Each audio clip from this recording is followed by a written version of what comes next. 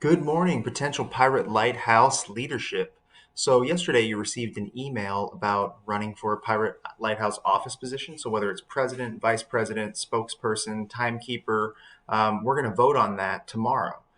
I asked you to make a 10 to 30-second elevator pitch for tomorrow's Zoom, and I don't want you to stress about it. I just want you to be yourself and have fun. An example of something that we're looking for tomorrow on Zoom could be something like this. Hi, my name's John, and I'm running for Pirate Lighthouse president.